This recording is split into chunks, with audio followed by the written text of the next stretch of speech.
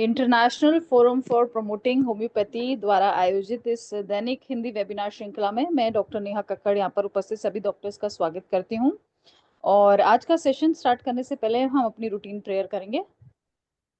तो आज का हमारा 892 यानी 852 सेशन है। और जैसा कि आप सब जानते हैं, हिंदी में हमारा डेली 7:30 से 8:30 सेशन होता है और इंग्लिश में 8:30 से 9:30, 9:30 से 10:30 लोकल मलयालम सेशन।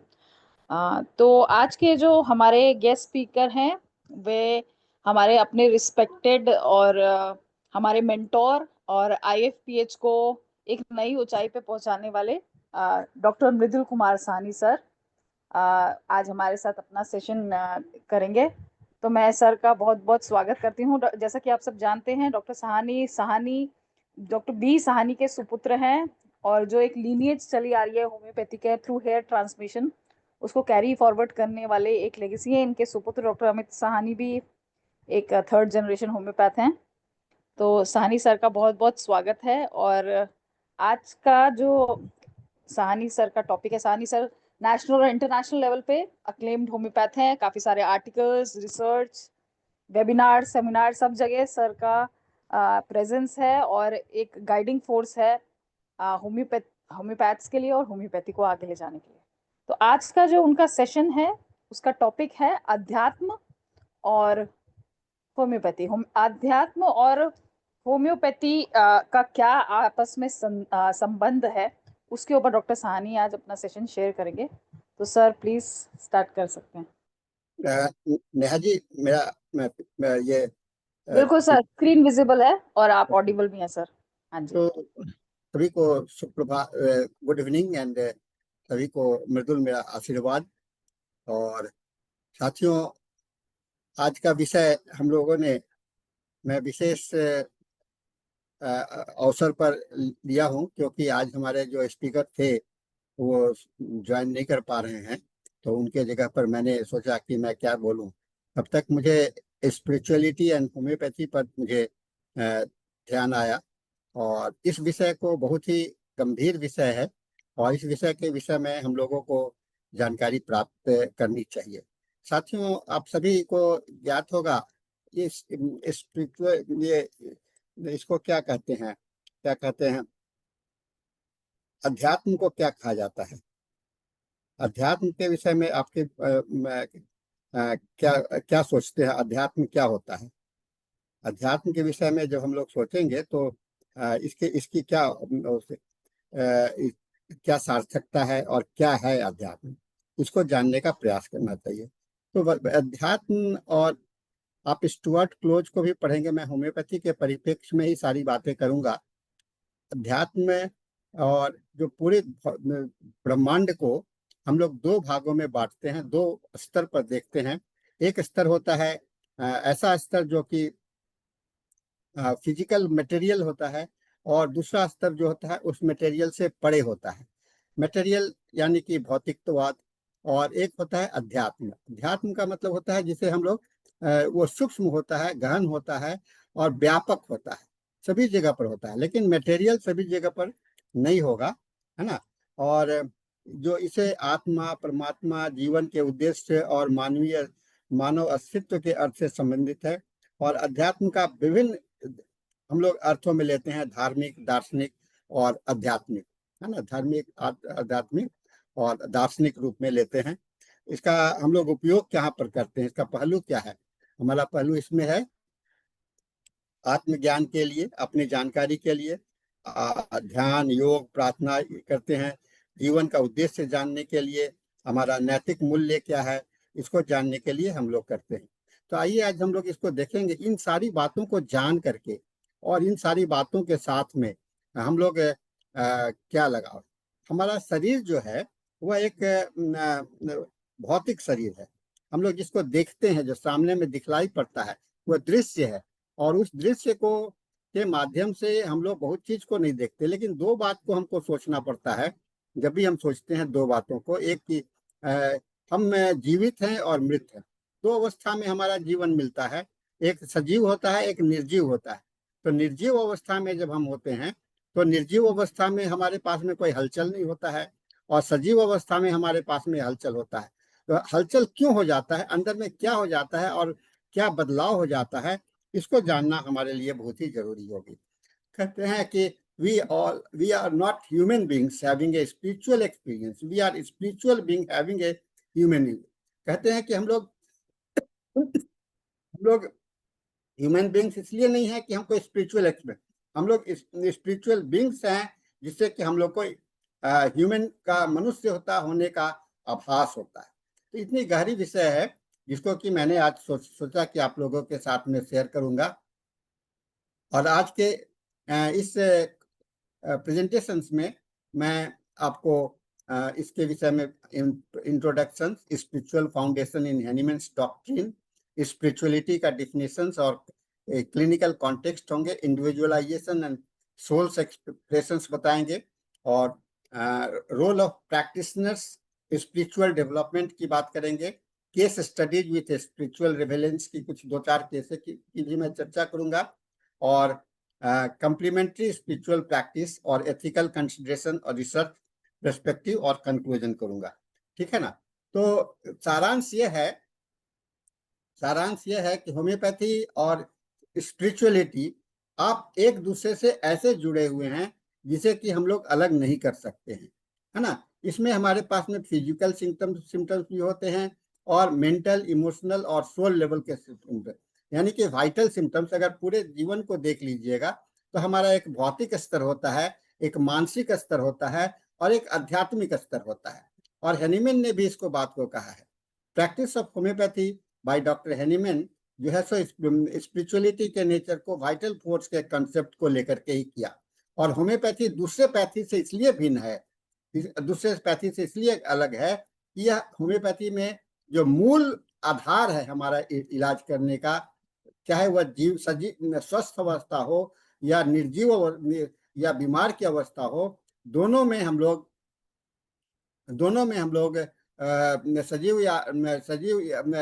स्वस्थ अवस्था या बीमार की अवस्था में, दोनों के अवस्था में इसी का खेल होता है, इसी के अंदर में परिवर्तन होता रहता है।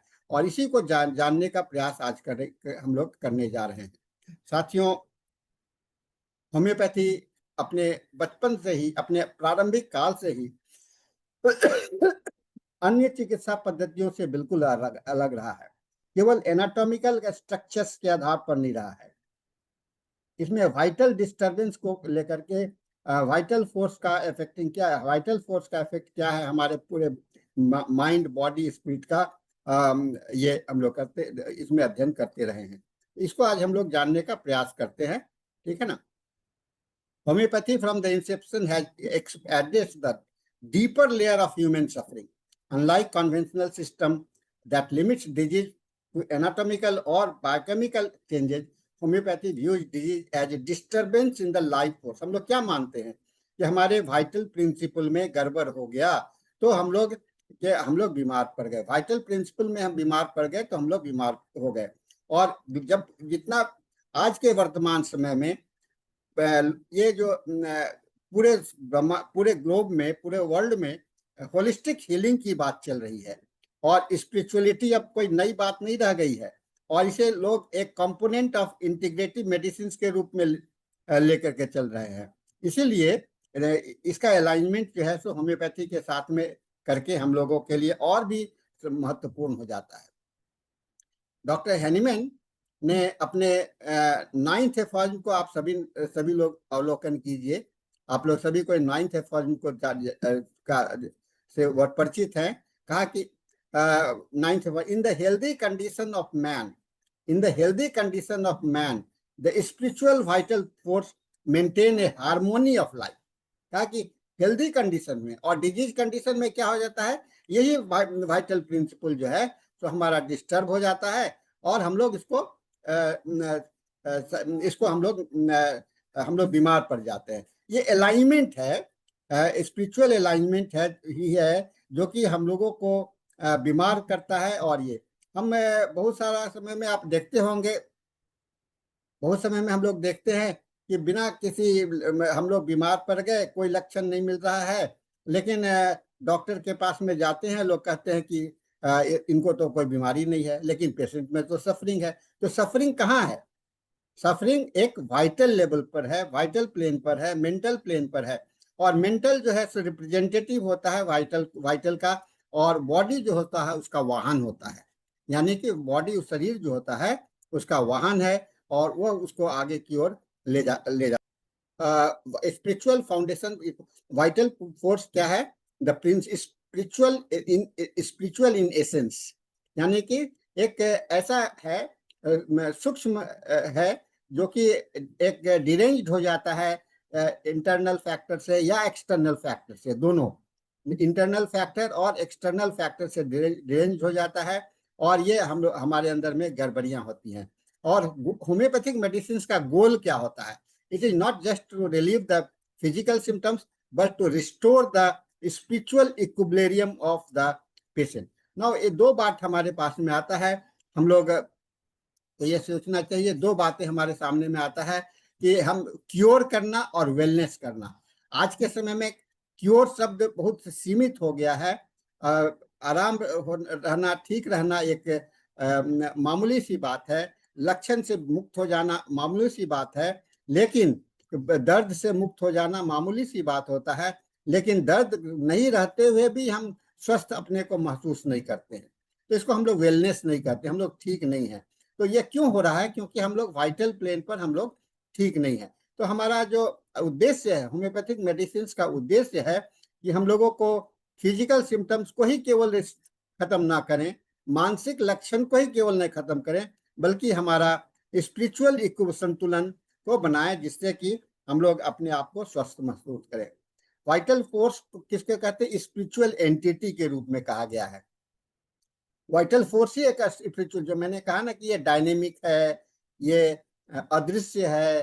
तो वाइटल प्रिंसिपल को अगर आपके शरीर में खोजने को कहा जाए तो नहीं मिलेगा, लेकिन आप वाइटल फोर्स का एक्शन को देख सकते हैं, इसके फंक्शंस को देख सकते हैं। The concept of vital force align with the spiritual tradition across the culture, है ना। हमारे ये जो है तो वाइटल प्रिंसिपल का कॉन्सेप्ट खाली हमारे होम्योपैथी में नहीं है, चाइनीज कॉन्सेप्ट में भी है, हमारे प्राण और क्रिश्चियन में न्यूमा, है ना, और मुस्लिम में रूह। All refers to the subtle non material life energy that animates the body and connect it to the higher concept. हमारे बॉडी को एनिमेट करता है, माने कि उसमें जान देता है ना, उसके अंदर में एनर्जी देता है, एक ऐसा एनर्जी भर देता है, जान भर देता है, जिसको हम लाइफ कहते हैं, वह भर देता है, जिससे कि हम लोग काम करने लगते हैं। तो हायर कॉन्शियसनेस से जुड़ना। अन्यथा हमारे अरविंदो ने कहा है, फिलोसफर अरविंदो ने कहा है, हर एक चीज के अंदर में कॉन्शियसनेस है ना, चेतनता है, चेतन और अचेतन। अचेतन अवस्था ये होता है जहाँ की वाइटल प्रिंसिपल नहीं होता है, अब का रोल नहीं प्ले हो रहा होता है, या डॉर्मेंट स्टेज में होता है।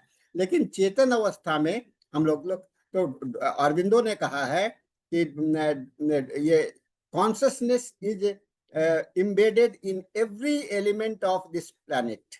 इस पृथ्वी पर जितने भी ब्रह्मांड में जितने भी एलिमेंट हैं, उस पर आपका कॉन्शियसनेस उसमें समाहित है।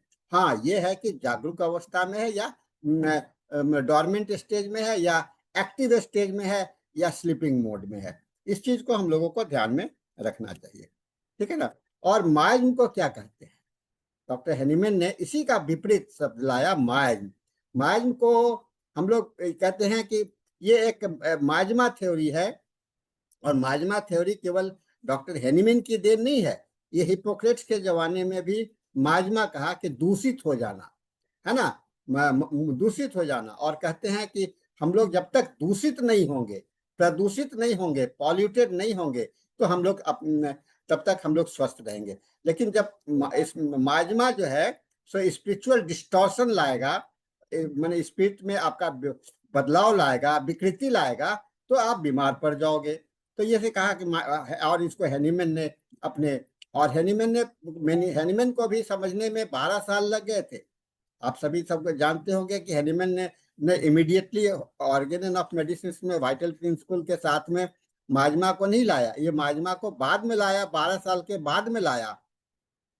और उसको उन्होंने कहा कि हाँ, ये बदलाव आ जाता है, लक्षण हो जाता है, लक्षण ही महत्वपूर्ण नहीं है, लेकिन ये लक्षण में जो बदलाव आ जाता है, उस बदलाव का कारण क्या है, बदलाव का कारण क्या है, कारण को ढूंढने का। जब उन्होंने कारण को ढूंढने का प्रयास किया तो अपने सैकड़ों हजारों केस रिपोर्ट्स को उन्होंने खंगाला और सभी के हिस्ट्री को उन्होंने अध्ययन किया, उनके केस रिकॉर्ड्स में थे और सभी को केस रिकॉर्ड्स में देखा, वहां पर उनके पास्ट हिस्ट्रीज को देखने का कोशिश किया और उसके आधार पर उन्होंने देखा कि वो सोरा का जन्म दिया, क्योंकि उस जमाने में ईच बीमारी का काफी प्रकोप था और उसके आधार पर उन्होंने उसका विकृति को देखने का कोशिश किया और वहीं से सोरा का भी जन्म होता है। तो अब इसको केंट ने इसको अलग से कहा है, इसमें 3 पॉइंट है केंट ने इसी बात को, डॉगमेटिज्म, डॉगमेटिज्म, एंटी मेटेरियलिस्टिक और द रिलीजियस मोरालिटी। डॉगमेटिज्म क्या है, एंटी मेटेरियलिस्टिक क्या है और द रिलीजियस मोरालिटी को भी हम लोग देखेंगे। डॉगमेटिज्म क्या है, when you see a failure, when you see a failure, you may be sure that they are within yourself. आपको ये होना चाहिए, ये डॉक्टर केंट का व्यू है स्पिरिचुअलिटी में। अगर आपने आपको असफलता देखते हैं तो आपको अपने अंदर में देखना चाहिए, और अगर आप देखते हो कि होम्योपैथी फेल कर रहा है तो आप वहां पर उल्टा कर रहे हो, क्योंकि फेलियर्स लाइज, ये विश्वास है, डॉगमेटिज्म विश्वास है, you will begin your correction on the wrong side of the ledger. अगर आप बाहर में गलती खोजने जाओगे तो पहले अपने अंदर में गलती खोजो और बाद में बाहर की गोल। तो ये कहा डॉक्टर, ये हैनीमैन डॉक्टर केंट का व्यूज है। दूसरा, डॉगमेटिस्ट लोग जो होते हैं, eternal principle develops are authoritative, the law of similar is a divine law.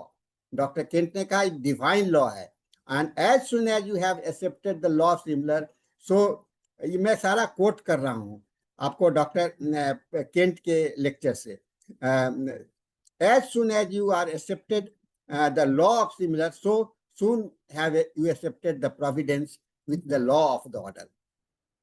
The outer world is the world of results. बाहर जो क्या देखते हैं, परिणाम देखते हो, और इंटरनल वर्ल्ड क्या है, इज नॉट ए डिस्कवरेबल, उसको देख नहीं सकते हो बल्कि समझ सकते हो। देयर आर टू वर्ल्ड्स, दो दुनिया है, एक दुनिया है थॉट्स का, और जो जहाँ की इमेटेरियल है, अभौतिक होता है, सब्सटेंस होता है, और एक दुनिया होता है जिसको कि भौतिक होता है। ये सारे लेक्चर्स के डॉक्टर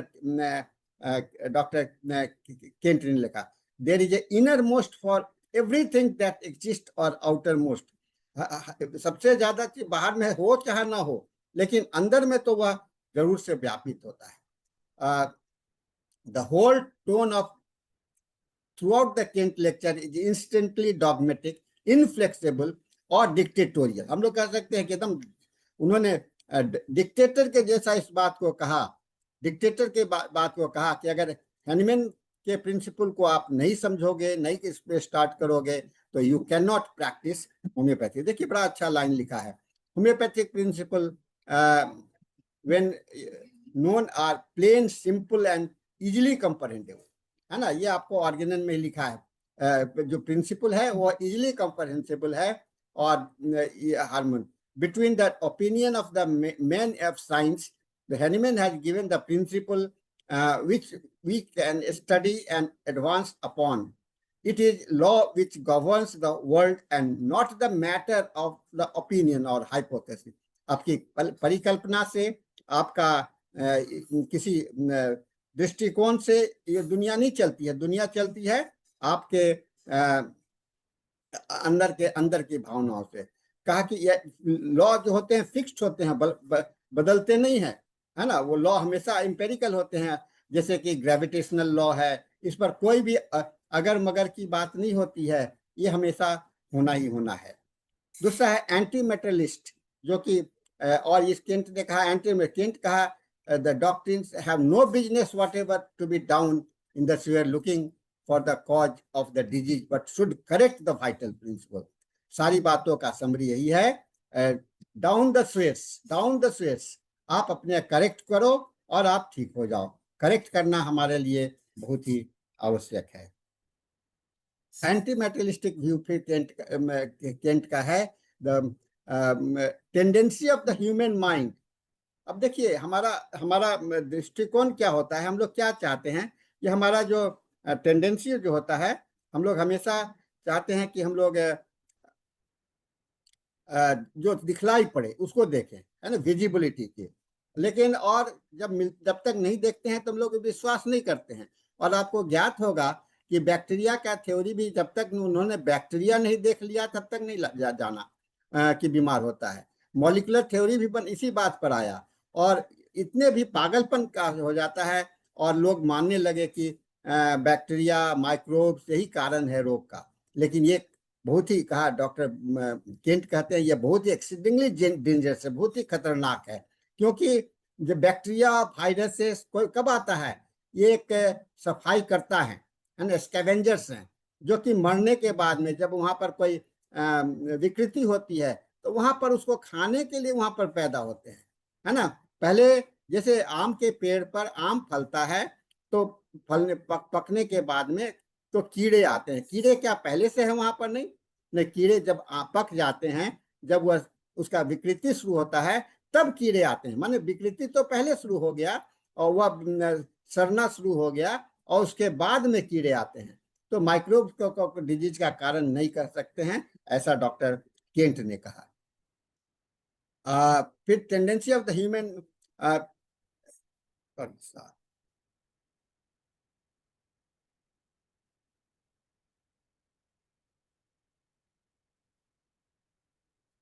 स्लाइड मूव नहीं कर रहा है।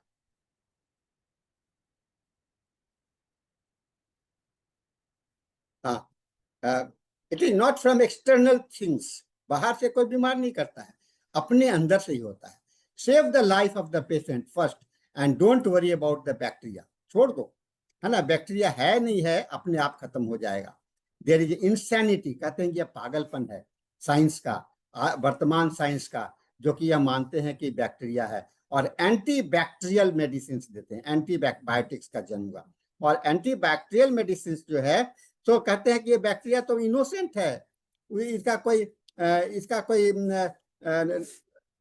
माने इनोसेंट कहने का अर्थ होता है कि ये इसका कोई इसमें लगाव नहीं होता। ये तो आते हैं अपना खाना रोजी रोटी में अपना भोजन प्राप्त करने के लिए आते हैं, उनका कोई रोल नहीं है, वह आने खाने के लिए आते हैं। और जब आप बैक्टीरिया को मारने की बात करते हो तो लाइफ को मारने की बात करते हो, क्योंकि बैक्टीरिया भी जीवित जीव है और आपके अंदर का जीव और बैक्टीरिया का जीव, जब भी कोई एंटीबायोटिक मेडिसिन दिया जाता है तो उससे केवल बैक्टीरिया का नुकसान नहीं होता है, बल्कि उसके साथ साथ में आपका आपके टिश्यू का भी नुकसान होता है, आपके बॉडी का भी नुकसान होता है। उसके बाद में कहते हैं the religious moralist, you can not divorce medicine and theology. अब यहीं पर डॉक्टर केंट कहते हैं मेडिसिन और थियोलॉजी या थ्योरी को अलग नहीं किया जाता। Man exist all the way from the inner most spiritual to its outer most natural, है ना। मनुष्य का जीवन कहाँ, उसके भीतर से लेकर के बाहर तक। Man who can not believe in God can not become a homeopath, तो होम्योपैथ नहीं बन सकता है। The man body become corrupt because man interior will become corrupt. भीतर का आदमी को करप्शन कब आता है, शरीर में बीमारी कब आता है, जब भीतर मनुष्य का मन के अंदर में बदलाव आ जाता है। Man become dispose to sick by doing evils, है ना। आप गलत काम करोगे, गलत सोचोगे तो पहले आपका वाइटल प्रिंसिपल गड़बड़ाया, फिर आपका माइंड मेंटल लेवल गड़बड़ाने लगा और फिर आप धीरे धीरे आपका स्पिरिचुअल भी गड़बड़ाने लगा। और कहा फिर डॉक्टर केंट कहते हैं psora is the evolution of the state of man's will, the ultimate sin, ultimate पाप, उन्होंने सिन वर्ड यूज किया है। आपके सबसे जो अंतिम पाप है उसके कारण ही सोरा का पदार्पण होता है। This outgrowth which comes upon man from living life of ill willing is psora. और थिंकिंग, विलिंग एंड डूइंग, तीन बात होता है। हम सोचते हैं, इच्छा करते हैं और करते हैं, और ये तीनों चीज का जो है सो हम लोगों को एक्यूट डिजीज से क्रॉनिक माइल्म की ओर ले जाता है. Had psora never been established as a miasm upon the human race, susceptibility to acute disease would have been impossible. अगर ये नहीं होता तो शायद हम लोग आज ससेप्टेबिलिटी को भी नहीं समझ सकते. तो इस बात को हम लोग समझने के बाद में आते हैं हम लोग थोड़ा सा कहते हैं बॉयड के पैकर का एक obedience is the powerful spiritual medicine. अगर आप ओबीडियंस होगा, यानी कि आपके अंदर में भावुकता होगी, आपके अंदर में एक ओबे करने का, अपने भीतर की आत्मा को सुनने का शक्ति होगा, तो वह सबसे बड़ी दवा है. It comes close to the being all cure. सभी सारे क्योर का यहाँ पर जन्म है. अब स्पिरिचुअलिटी को भी मैं थोड़ा सा पहले बता चुका हूँ, फिर डिफाइन करने का कोशिश करूंगा. Spirituality is broadly defined as the search for meaning, है ना. आपका जीवन का अर्थ क्या है, उद्देश्य क्या है, और आपका अपने से क्या जुड़ाव है, और दूसरे के क्या जुड़ाव है. आप अपने को क्या जानते हो, आपका दूसरे के साथ में क्या संबंध है, और आपका इस वर्तमान इस पृथ्वी पर आपका क्या स्थान है. ये रिलीजियस बिलीफ लाता है. सो स्पिरिचुअल का डेफिनेशन जो है, so clinical spiritual inspirit coping mechanism. इसे क्लिनिकली हम लोग इसको देखेंगे तो क्लिनिकल कॉन्टेक्स्ट में रोग हम लोग के में इसको coping mechanism, recovery, silence and patient compliance and emotional wellbeing, ये 4 लेवल पर स्पिरिचुअलिटी हमारा काम करेगा. कोपिंग मैकेनिज्म यानी कि उसके साथ में कोप करना, उसके साथ में सहने की शक्ति होना. दर्द है, दर्द को आप कैसे सह रहे हो, इस सहने की शक्ति अगर होना, ये बहुत इंपॉर्टेंट हो जाता है. फिर उसके बाद में रिकवरी एंड रिसाइलेंस, आप ठीक होने लगते हो. फिर पेशेंट आपका उसके साथ में क्या बर्ताव होता है, और इमोशनल वेलबींग तक पहुंच जाते हो. तो इसे कहा जाता है स्पिरिचुअल आउटलुक जो है, सो एक पॉजिटिव हेल्थ आउटकम लाने के लिए, और क्रॉनिक और टर्मिनल कंडीशंस में, सारे अवस्थाओं में आप बहुत आसानी से रोग के अंदर में बदलाव ला सकते हो. कहते हैं individualization and the soul expression. अब हम लोग होम्योपैथी में कहते हैं कि इंडिविजुअलाइजेशन क्यों कहते हैं? The principle recognizes that each person illness is unique, expressed and often reflect their inner life story. भीतर का दवा है ना. अब एक आदमी दूसरे से अलग होगा, क्यों? क्योंकि एक आदमी का आत्मा या वाइटल प्रिंसिपल दूसरे के मैच नहीं कर सकता है, दूसरे से मैच नहीं करेगा. इसलिए डॉक्टर इंडिविजुअलाइजेशन कहते हैं क्या है, ये सोल का एक्सप्रेशन है. जब आप रोगी को इंडिविजुअलाइज करते हो, उसके सिम्टम्स से उसको एक समूह से निकाल करके अलग लाते हो, तो क्या लाते हो? उसके अंदर में आप उसके अंदर का एक उसका मूल चीज को निकालते हो, उसके प्रिंसिपल को रिकॉग्नाइज करते हो, उसके वाइटल प्रिंसिपल को रिकॉग्नाइज करते हो, और वही दवा जो है तो सिमिलिमम दवा कहलाएगा, और आपको क्योर करने में मदद करता है. और इसलिए कहते हैं हर एक दवा का, आपका होम्योपैथी दवाई जितनी भी हैं, सबको कहते हैं सोल आर्कीटाइप है ना. उसका आधार क्या है? उसमें सोल लाइक है, पूरे आत्मा के जैसा है, जैसे ऑरम मेटालिकम है ना. ऑरम मेटालिकम का थीम क्या है? Despair, loss of faith, suicidal thoughts and divine disconnection, है ना. Divine disconnection. Aurum ignatia amara, romantic grief, spiritual betrayal and high ideals. Pulsatilla, spiritual softness, उसके प्रति surrender and need for the divine love. Sulphur, pride, egotism, spiritual yearning, philosophical restlessness.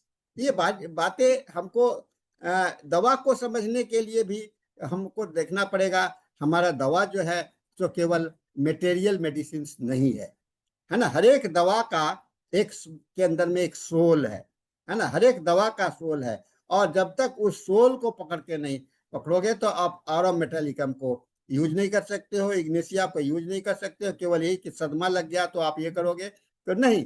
उसके high idealism है, उसका आप विश्वास, और softness का अगर भाव नहीं आएगा तो पल्सेटला नहीं आएगा, चेंजेबिलिटी का भाव नहीं आएगा, सरेंडर का भाव नहीं आएगा.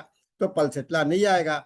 और सल्फर का तो हम लोग समझते हैं स्पिरिचुअल अर्निंग, स्पिरिचुअल के लिए, फिलोसॉफी के लिए, दर्शन के लिए तो वह रेस्टलेसनेस भरा रहता है। फिर कहते हैं सोल का, इंडिविजुअल का एक्सप्रेशन सोल में, मैं उन स्थानों पर देख जा रहा हूं जहां पर कि आप इंडिविजुअलाइजेशन का में सोल का एक्सप्रेशन देख सकते हैं, यानी कि अपने स्पिरिचुअलिटी का एक्सप्रेशन देख सकते हैं। Dreams, delusion and symbolic. Certain remedies are known for their spiritual theme. These remedy seems to address not symptoms but existential dilemma. Dream analysis and delusion are in the repertory often provide spiritual clue. अगर आप सपना को, बहुत सारे lectures हमारे इस forum में हो चुके हैं कि स्पिरिट ड्रीम्स का कितना महत्व है। Dreams of falling, dreams of flying, dreams of searching something, dreams of ghost, ये सारे जो हैं अपने सपने आते हैं, सपने आते हैं और सपना में आकर के उसके अनकॉन्शियस सबकॉन्शियस लेयर में जो माइंड का भावना छिपा हुआ है वह आपके सामने में प्रस्तुत करता है। जैसे स्ट्रेमोनियम लैकेसिस जो है, तो उसमें काफी घबराहट, डर होता है, उसका लगता है कि भीतर में कोई ना कोई टकराव चल रहा है इसमें, ठीक है ना। क्लिनिकल इंटीग्रेशन में स्पिरिचुअल केस टेकिंग, हम लोग का क्वेश्चनिंग की बात आते हैं। केस टेकिंग के लिए हम लोग जब रोगी से पूछते हैं तो आप रोगी के साथ में आप क्लिनिकल इंटीग्रेशन कैसे कर सकते हैं स्पिरिचुअल का, तो केस टेकिंग का क्वेश्चन हो सकता है। आप रोगी से ये पूछना चाहिए, आपको जीवन का क्या पर्पस है? Do you believe in higher power? How do you experience the suffering? आप रोगी से पूछते हो दर्द है, रोगी कहता है दर्द है। मैं पूछता हूं कि दर्द, आपको बॉनिगसन ने भी कहा क्विस, क्विड, है ना, क्विस, क्विस मतलब कि रोगी को क्या है, कष्ट क्या है। अब कष्ट तो दर्द कष्ट नहीं है, दर्द के कारण जो अनुभूति हो रही है ना, वह कहते हैं experience, how you do you experience. तो रोगी से जब हम लोग दर्द की बात करते हैं तो दर्द में क्या महसूस हो रहा है? डॉक्टर साहब दर्द में मैं मर जाऊंगा, है ना, डॉक्टर साहब मैं दर्द में मर जाऊंगा, माने उसको लग रहा है कि डेथ का प्री सेंटिमेंट हो रहा है, डेथ, मुझे डेथ होने वाला है, मरने वाला हूँ। और उस रोगी से हम लोग ये भी पूछते हैं क्या आपको प्रार्थना में विश्वास है, मेडिटेशन में विश्वास है? तो वहां पर क्या होता है कि उसका आधार हम लोग को मिलता है। इससे हम लोगों को थेराप्यूटिक रिलेशंस को, मेडिसिन को खोजने में हम लोगों को काफी मदद मिलती है। तो साथियों, एक चीज का हमेशा ध्यान में रखना चाहिए कि जब तक हम अपने केस टेकिंग में स्पिरिचुअल केस टेकिंग क्वेश्चंस को नहीं कंप्लीट करेंगे, बॉनिगसन के 7 हेक्सामीटर को नहीं अपनाएंगे, तो हमारा स्पिरिचुअल केस टेकिंग कंप्लीट नहीं होता है।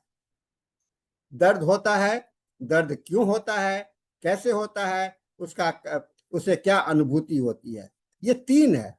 सिम्टम्स के कंप्लीटनेस की बात कही जाती है, सिम्टम्स के कंप्लीटनेस की बात कही जाती है। कंप्लीट सिम्टम्स और the complete symptom, doctor Hahnemann ने कहा totality and the totality, totality और the totality, totality of the symptoms and totality of the life. Totality of the symptoms क्या है? एक टोटलिटी ऑफ द सिम्टम्स है location, sensation, modalities and experiences and concomitant. और the totality of the life क्या हुआ? ये सारे चीजों का मिला जुला जो रूप होगा वह टोटलिटी ऑफ द लाइफ को बताएगा।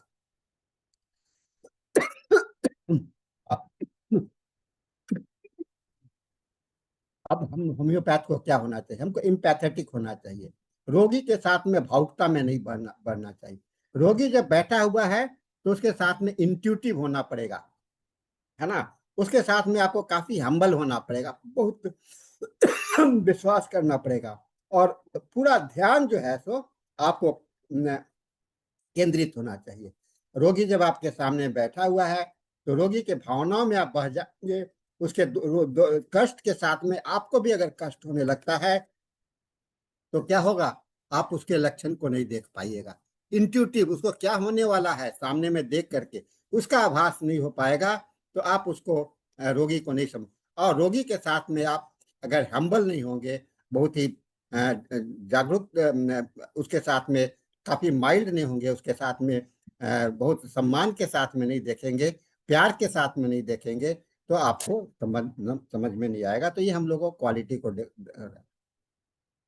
और इसके लिए हम क्या करना पड़ेगा, हीलिंग एज ए ट्रांसफॉर्मेशन, एक रूपांतरण की बात आती है। हीलिंग क्या है? रूपांतरण है, माने स्वस्थ से अस्वस्थ से स्वस्थ अवस्था में ले जाना, रूप का अंतर हो जाना। मनुष्य बीमार है और बीमार से वह स्वस्थ की हो रहा है, यानी कि एक रूप का अंतर हो रहा है। रूप का अंतर केवल लक्षण नहीं बदल रहा है, पूरा ट्रांसफॉर्मेशन। तो हीलिंग को क्या कहते हैं? ये ट्रांसफॉर्मेशन है। और इनहेंस्ड सेल्फ तभी होगा जब पेशेंट को उसको जागरूक करवा दीजिए कि आपका ये किसी कारण से दर्द है। जब वह जागरूक हो जाता है तो उसमें इमोशनल कैथेरेसिस और उसके इमोशंस को थोड़ा सा समझाने का कोशिश कीजिए, फीलिंग ऑफ डिवाइन कनेक्शन, और उसके अंदर में एक संबंध विश्वास पैदा करना पड़ेगा और रिन्यूड पर्पस। और उसके लिए अगर उसका जो पर्पस ऑफ द लाइफ अगर नहीं समझ रहा है तो उसे पर्पस ऑफ द खोजने, और आपको भी पर्पस ऑफ द लाइफ को खोजना चाहिए। एक केस स्टडीज में आपको सामने में प्रस्तुत करता हूं, जो कि ओरम मेटालिकम का था और काफी डिस्पेयर में था। ये 35 साल का कॉर्पोरेट एग्जीक्यूटिव है जो डिप्रेशन, एंजाइटी और इंसोमोनिया से सफर कर रहा था। लॉस्ट वो इंटरेस्ट, लाइफ से पूरा उसका इंटरेस्ट खत्म हो गया था। प्रोफेशनल स्कैंडल्स है उसमें, अंदर में बहुत गिल्ट की का फीलिंग था, लॉस ऑफ फेथ, विश्वास की कमी हो गई थी, और हमेशा मरने की बात सोचता था। वैसे में इसको हम लोगों ने इन सारी बातों को देख करके गिल्ट कॉन्साइंस ऑफ, रूब्रिक्स आपको रिपोर्टरी में मिलेगा, गिल्ट कॉन्साइंस ऑफ, और इस गिल्ट कॉन्साइंस को लेकर के और स्ट्रॉन्ग फीलिंग ऑफ गिल्ट और ये लॉस ऑफ फेथ और थॉट्स ऑफ सुसाइड लेकर के हम लोगों ने ऑरम मेटालिकम को देखा। और 6 महीने के बाद में उसके मूड में स्टेबिलिटी आने लगा, स्पिरिचुअल प्रैक्टिस उसके फिर से आ गए, उससे काम में मन नहीं लग रहा था। स्पिरिचुअल प्रैक्टिस केवल प्रार्थना से नहीं होता है, काम में मन लग जाने को भी कहते हैं, तो उसके सेंस में चेंज जाते हैं। तो साथियों, इस तरह से हम लोग देखते हैं कि रोगी के साथ में, हर एक चीज के साथ में, जब तक आप एक बदलाव लाने का कोशिश नहीं सीखते हैं, स्पिरिचुअलिटी नहीं होती है, तो इन सारी बातों को लेकर के साथ में आप होम्योपैथी को नहीं समझ सकते हैं। इसलिए स्पिरिचुअलिटी का एक हम लोगों के साथ में गहरा संबंध है। इसी तरह से नेट्रम म्यूरिटिकम को हम लोग सबको ही जानते हैं, सप्रेस्ड स्पिरिचुअल ग्रिफ के रूप में।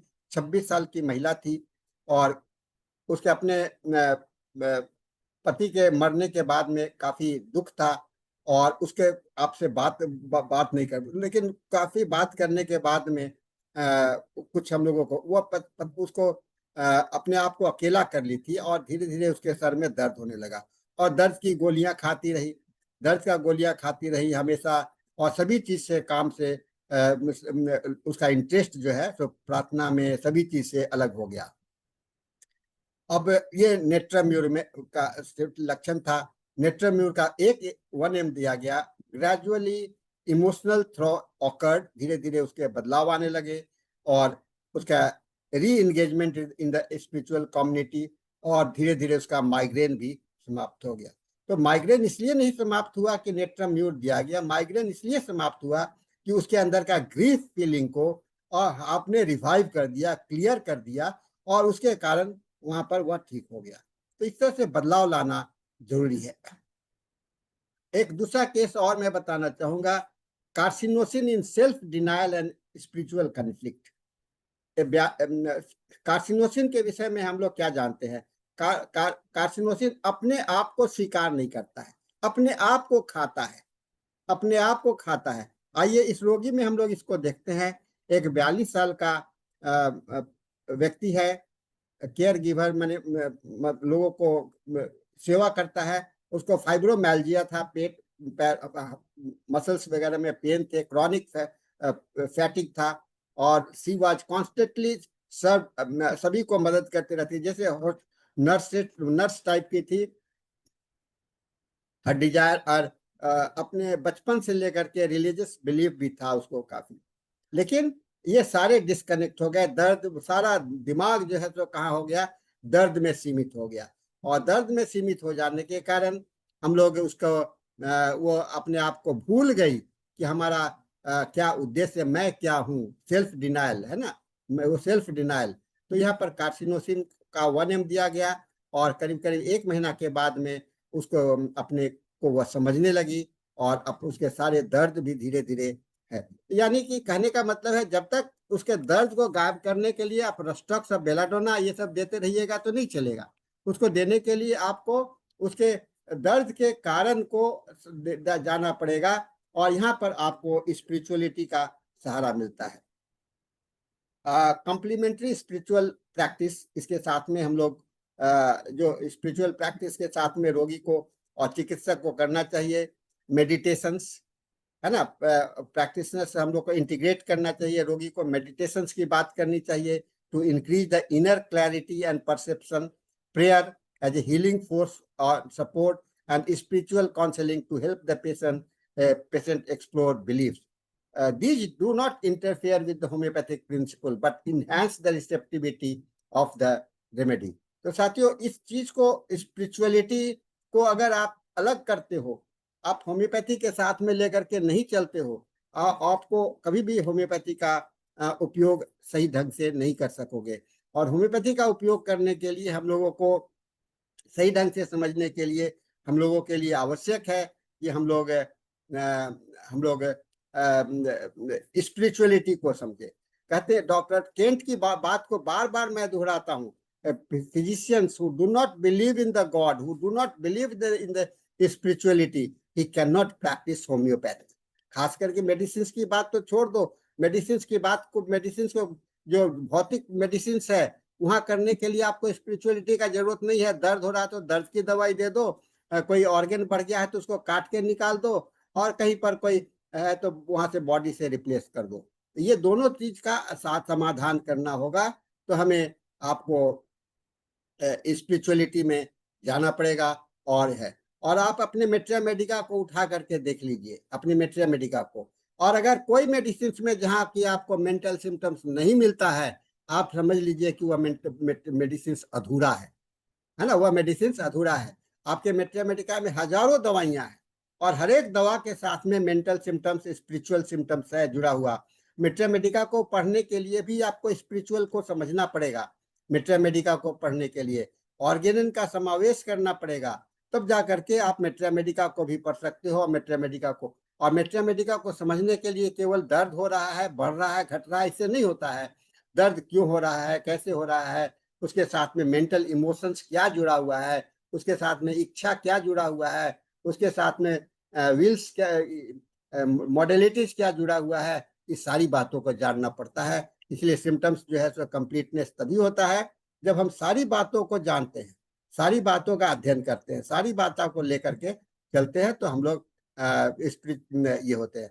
और ये सारे इसलिए कहते हैं स्पिरिचुअलिटी क्या है, it is a connecting force.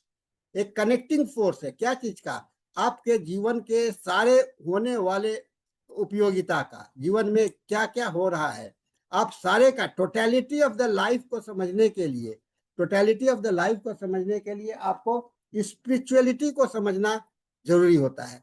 Totality of life केवल इतना ही नहीं है कि लक्षण का समग्र टोटल हो जाना, एक अलायंस होना, तो उसके साथ में एक अलायंस होना चाहिए, उसका कैसे बना हुआ है।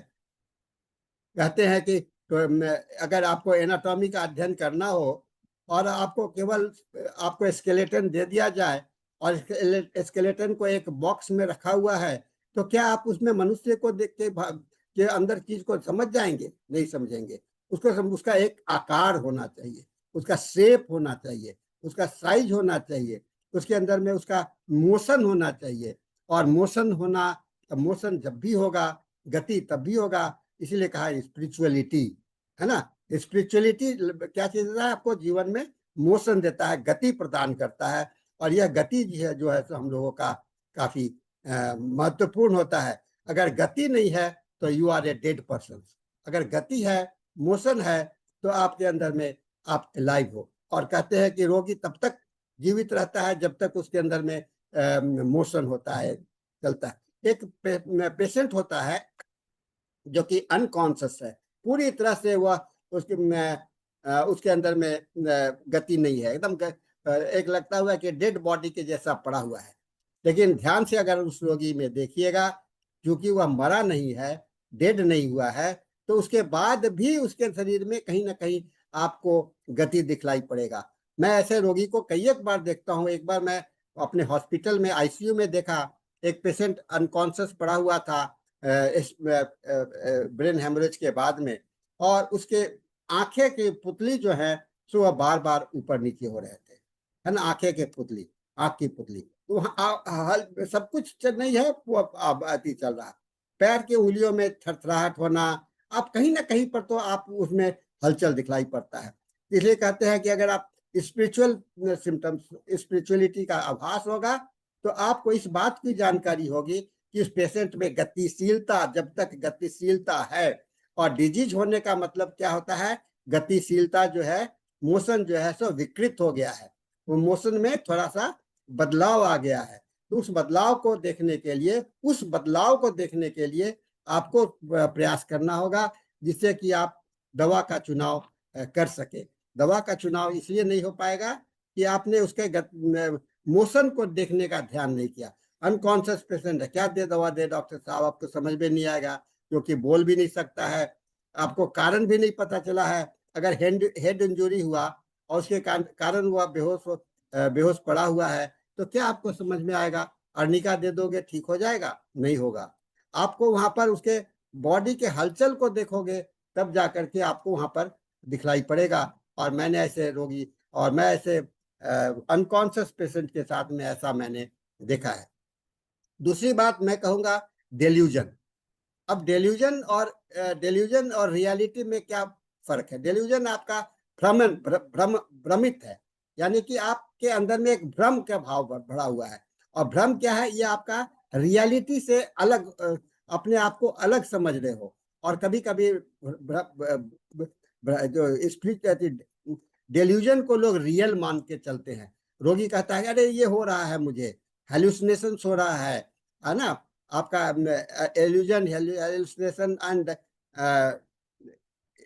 डेल्यूजन एंड हेलुसिनेशन, ये तीनों क्या है? आपको रोगी के अंदर में स्पिरिचुअलिटी का, या उसके डायनेमिज्म का, या कहिए उसके वाइटल प्रिंसिपल का एक विकृति हुआ है, जिसके कारण उसके अंदर में सेंसेशन में परिवर्तन आ गया, सेंसेशन में परिवर्तन हो गया। हम लोग कहते हैं ना कि सेंसेशन है, सेंसेशन तब होता है, सेंसेशन गति को इंडिकेट करता है, और वह सेंसेशन में परिवर्तन आ गया, वही आपको है, तो उसको वह सेंसेशन है। रियलिटी, असत्य को सत्य मानना, सत्य को असत्य मानना, ये हम लोगों का अपने दिमाग में चलता रहता है। और इसको समझने का, रोगी को देखिएगा तो अपने अपने धर्म के हिसाब से, अपने अपने परिस्थिति के हिसाब से किसी चीज को सत्य मानता है, किसी चीज को असत्य मानता है। लेकिन थ्योरी ऑफ द रिलेटिविटी कहता है एक परिप्रेक्ष्य में वह सत्य है और दूसरे परिप्रेक्ष्य में वह गलत है ना। एक ही चीज सत्य भी होता है, एक ही चीज गलत भी होता है। एक परिप्रेक्ष्य में वह सत्य होता है, दूसरे परिप्रेक्ष्य में वह गलत होता है। तो साथियों, स्पिरिचुअल प्रैक्टिसेस का हम लोगों को अपने साथ में करना चाहिए, अपने बदलाव करना चाहिए। इसके लिए कुछ एथिकल मोरालिटी, हम लोग जब भी मेडिकल की बात करेंगे तो एथिकल कंसिडरेशंस भी ले आते हैं। स्पिरिचुअलिटी से हम लोग को हमारा प्रैक्टिस बहुत अच्छा होता है, बहुत अच्छा हो सकता है। हम लोग पेशेंट के डाइवर्स, हम लोग बिलीफ को रिस्पेक्ट, उसके जो के अंदर में बदलाव है उसका रिस्पेक्ट करते हैं। रिस्पेक्ट करने का मतलब नहीं होता है, उसको समझते हैं, समझने का है। और अपने पेशेंट पर अपनी भावनाओं को इम्पोज नहीं करते हैं, है ना। इम्पोज करना नहीं है हमारा। तो ये आप अगर करते हो कि नहीं ऐसा करो, ऐसा नहीं हो सकता है।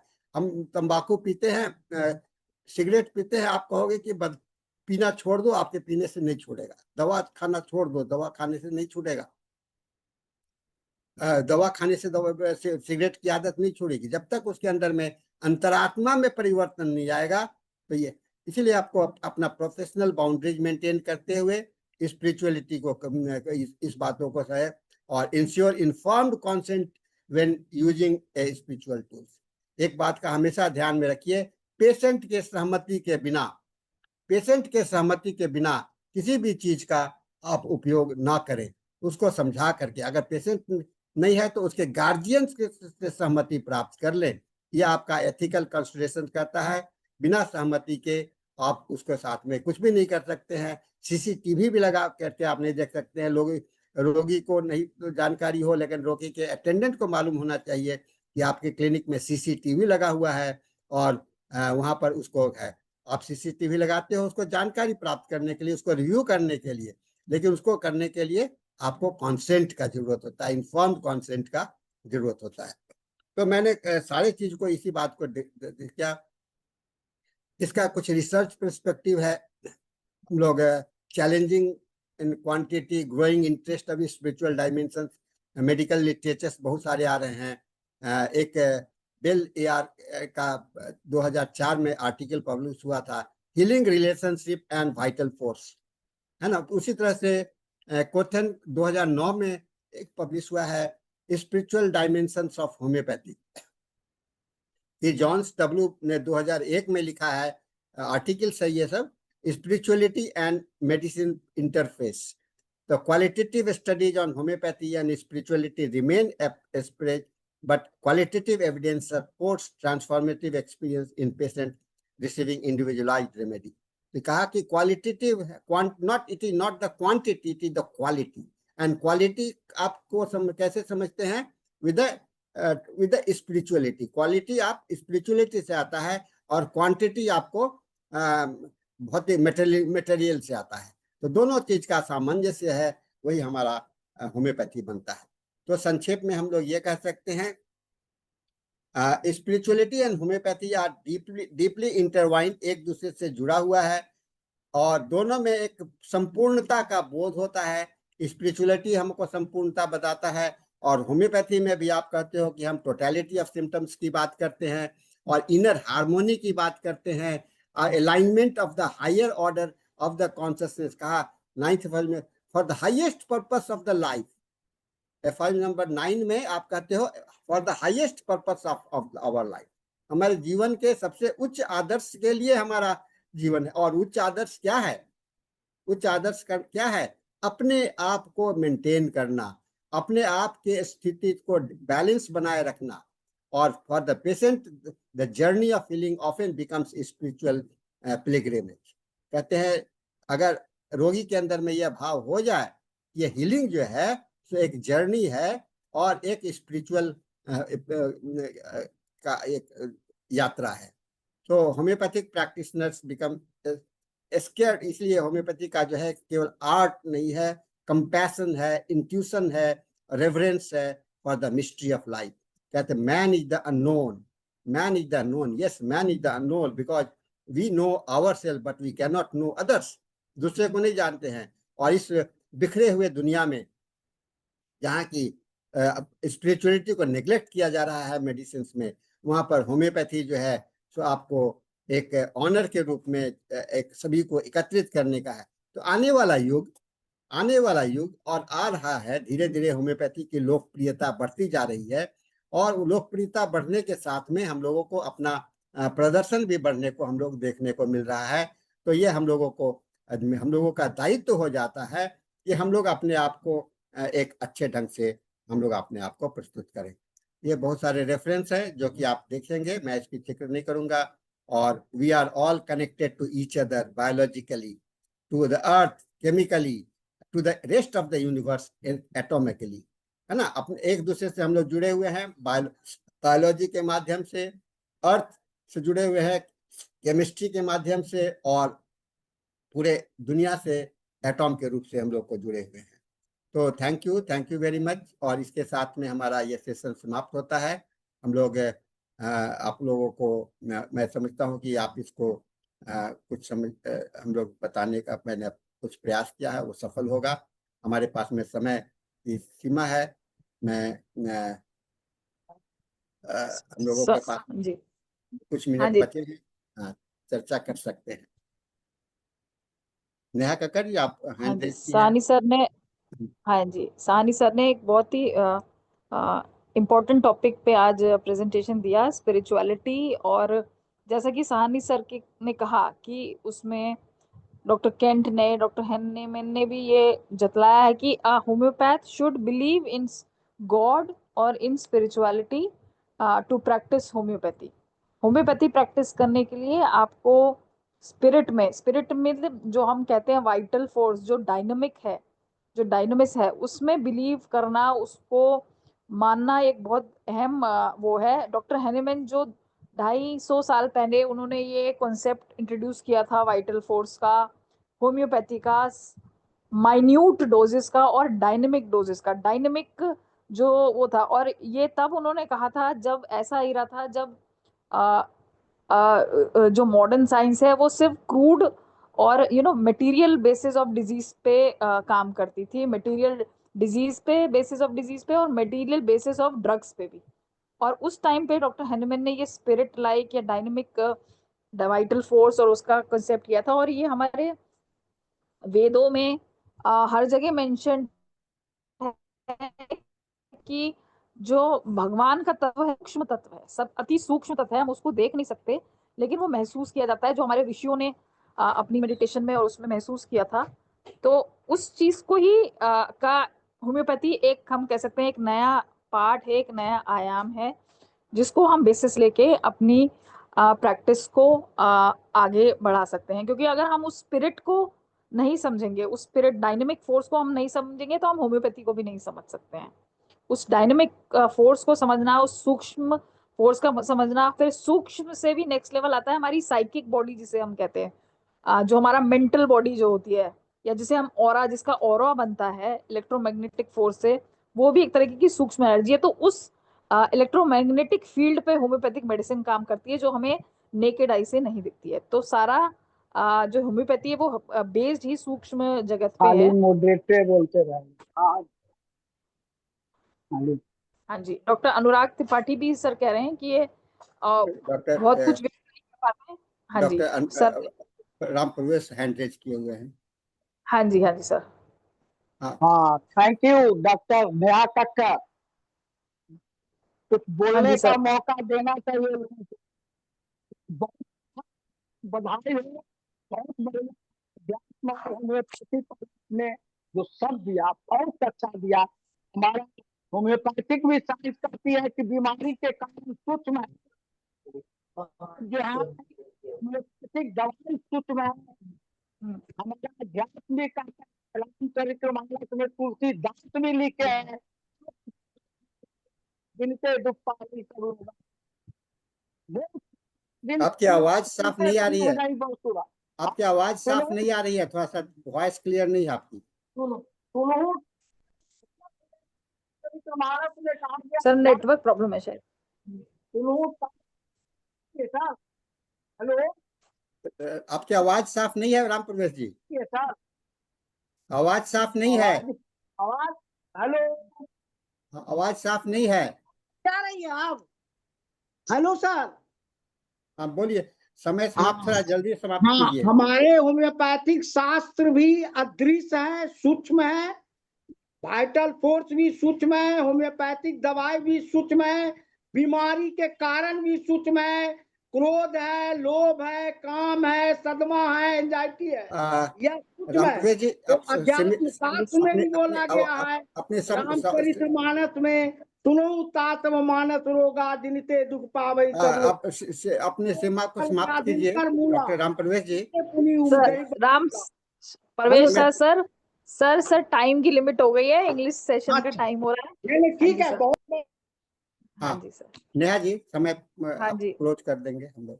हाँ जी सर, बहुत बहुत धन्यवाद डॉक्टर साहनी सर का आज के सेशन के लिए। और हिंदी सेशन के लिए मैं सभी डॉक्टर्स का धन्यवाद करती हूँ, और अब मैं इंग्लिश सेशन के लिए हैंड ओवर करती हूँ डॉक्टर धनेश को।